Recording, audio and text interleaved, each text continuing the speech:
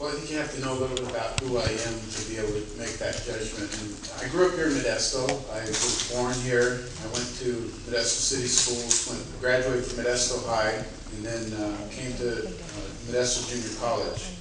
My wife graduated from here. I graduated from here. All my kids went here. And I have 3 older brothers, and if you can believe it, that they'd be older than me.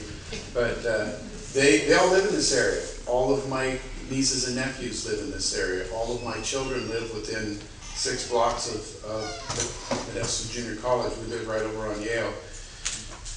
We're committed to this community because we love it and we're here. And I have to do this job because of that. I'm an engineer. I know what responsibility is about. I design schools and hospitals. In fact, the restoration of the Performing Arts Center, I was a structural engineer on that. What that means is if something goes wrong with that and somebody gets hurt, I'm personally liable for that. I can't hide behind any corporations or anything. I'm personally liable. So I understand what it means to take responsibility and to make hard choices. Many times I have to go out on the job site and the contractor's made a mistake. I've overlooked something or whatever. I have to make it right, even if it costs me money or a job or whatever. So that's the kind of mindset that I have when I approach problems. It has to be right no matter what the consequences. And because of that, I think you can tell I have a lot of passion to do what we need to have done here. The reason I originally ran is I remember I was standing out on the sidewalk. That was during the Carmen Sabatino days. And I remember complaining. And I told myself, are you going to keep complaining or are you going to do something about it? So I decided to run at that point because I felt like we needed good, strong leadership in our community.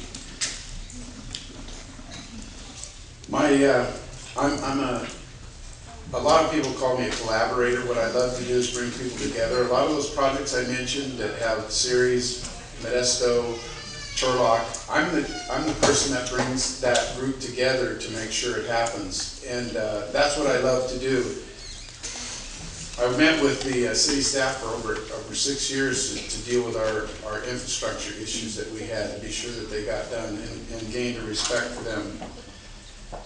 I have to do this because I love our community and I want it to do better, and I am not willing to accept mediocrity. We have to push through that. We have to come up with ideas that are going to take us to the next level, and I'm willing to do that. I'm willing to do the difficult things to make that happen. And I'm proud to be from Modesto, and I am very much proud to be here tonight too.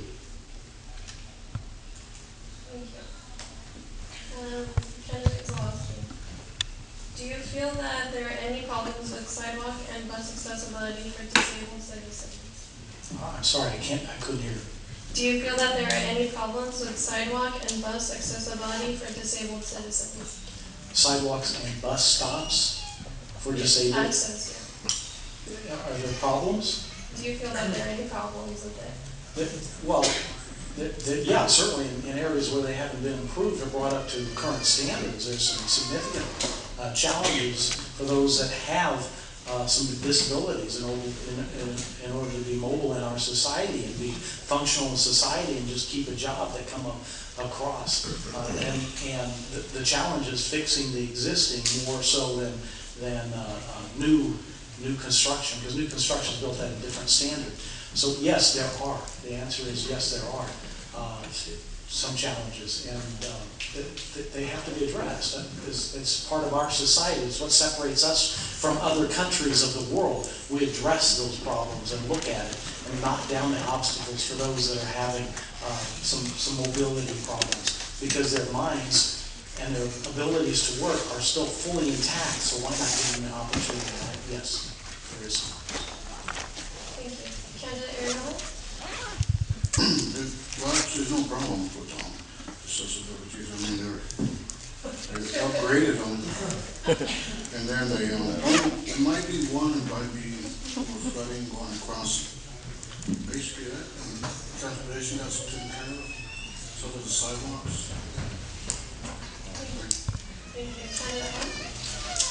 Well, I think the way you figure out whether we have a problem or not is you put yourself in a wheelchair and try and negotiate even our curb cuts and things that we have in town.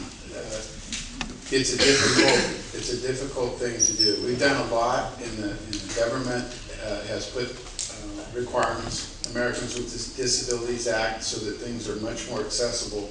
But in reality, it's difficult no matter what we do. So I don't think it's good enough to just meet the Americans with Disabilities Act and call that a day, because we need to work together as citizens to make sure that everybody has access. I'm on the Stanislaus County Council of Governments that oversees the federal money that we get in this area for transit needs. And we just recently, last year, we had a group of elderly folks come and ask us to look at an unmet transit need, which is not door to door, but it's actually going into the house to help the person get ready and then take them to the doctor and then come back, you know, and actually go in the doctor's office with them. And that's a really exciting feature that we're going to be able to do. And it's just begun, and we hired a contractor, private contractor to do that and to get more grants. We have Dial-A-Ride, which is much more conducive, because although it's scheduled, probably takes a long time to get there. You're shaking your head, but and the buses, we have the ones that's, you know, go down so you get on. But everything that we do, it's still much more difficult. And I think that, you know, it's incumbent on us as citizens of a community to take the step of helping somebody. You know, when you see somebody that's in a wheelchair, maybe help them get up the curb, because it's difficult. And so I think that we've done a lot in that area, but if we did everything that's possible, it's still not going to make it an easy task for a disabled person to get around. And all of us are one accident away from being in that position. So I think we need to work very hard to make it compatible for people that have those disabilities. Thank you. There are, of course, there are problems, and there's lots of different ones. Currently, we've been doing a lot of curb cuts for the corners. All that money is federal stimulus money that's come into our market, and we really targeted major routes, trying to get more and more of those fixed as we have the dollars available to do that. I've been an advocate since I've been on the council of spending time with Drayle, and I have a very good, strong friendship with the people at Drayle. George Sharp there is one of my major supporters, and I think that's because I've looked out for and worked hard to ensure that they are consulted every time we have dollars available to look at where are the most important areas to fix next. There's still lots more to do. Just today, we were at a STANCOG meeting, Stanislaus County, Stanislaus Council of Governments, and the rest of the cities and the county really did a disservice to Modesto, and part of that disservice really took away some of our transit dollars that we could use to replace buses that don't really meet the requirements that we need.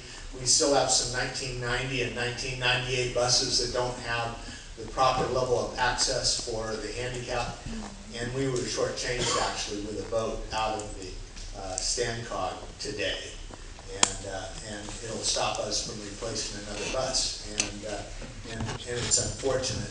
Hopefully that's going to be solved in next year. We're going back to the drawing board.